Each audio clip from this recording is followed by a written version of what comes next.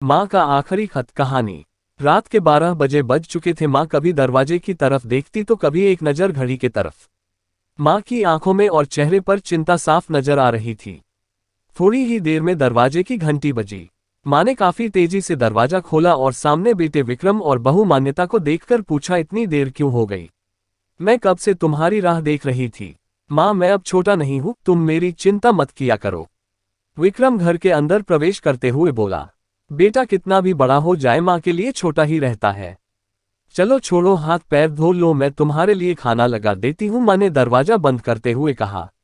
माँ जी, हम बाहर से खाना खाकर आए हैं, आप खा लीजिए, हम सोने जा रहे हैं, बहू मान्यता ने कहा। लेकिन मैंने तो तुम लोगों की पसंद की खीर बनाई है, आओ थोड़ी थोड़ी खा लो। माँ, तुझे एक बार में समझ में नहीं आता क्या? तेरी बहू ने कहा ना, हम बाहर से खाना खाकर आए हैं, क्यों परेशान करती है? जा तू खीर खा ले और सो जा और हमें भी से शांति से सोने दे। माँ अकेले कैसे खीर खा सकती थी और उससे बिना खाए नींद कैसे आ सकती थी, क्योंकि बेटे के इंतजार में उसने भी कुछ नहीं खाया था। वह किचन में गई, एक गिलास पानी पिया और अपने रूम में चली गई। सुबह 10 बजे विक्रम की आंखें खुली। बाजू में मान्यता अभी भी सो रही थी। विक्रम हॉल में आया तो लैपटॉप के पास रखी एक चिट्ठी पर उसके नजर पड़ी। ये चिट्ठी किसकी हो सकती है, ये देखने के लिए उसने चिट्ठी खोलकर पढ़ना शुरू किया।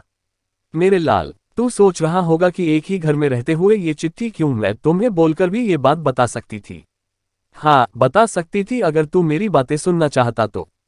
किसी एक्सप्रेस गाड़ी की तरह तू आता है और कुछ ही पलों में निकल जाता है। खैर वो सब जाने दो, कल तुम्हारा जन्मदिन था इसलिए मैंने खीर बनाई थी।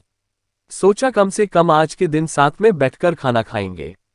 मगर मैं ये बात बोल गई थी कि मेरा बेटा बड़ा हो चुका है, तो अपने दोस्तों के साथ पार्टी करके खाना खाकर आया। चलो, मुझे इस बात की खुशी ही हुई।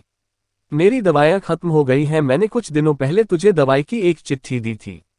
अगर वक्त मिले तो वह दवाई मुझे लाकर देना, मुझे थोड़ी राहत हो जाएगी। विक्रम को याद आया कि 4-5 दिन पहले माँ ने एक दवाई की चिट्ठी दी थी। उसने अपने ऑफिस के बैग में जाकर उस चिट्ठी को तलाशा और उसे खोलकर देखा। उसमें लिखा था, मुझे ऐसी दवाई लाकर दो जिससे मैं अपने बेटे को भुला सकूं। विक्रम को रियलाइज हुआ कि मुझसे बहुत बड़ी गलती हो गई है। उसकी आंखें नम हो गई। वह तुरंत अपने माँ के कमरे की तरफ दौड़ा। सबसे पहले उठ जाने वाली माँ आज क्यों नहीं उठी थी, देखकर उसे आश्चर्य हुआ।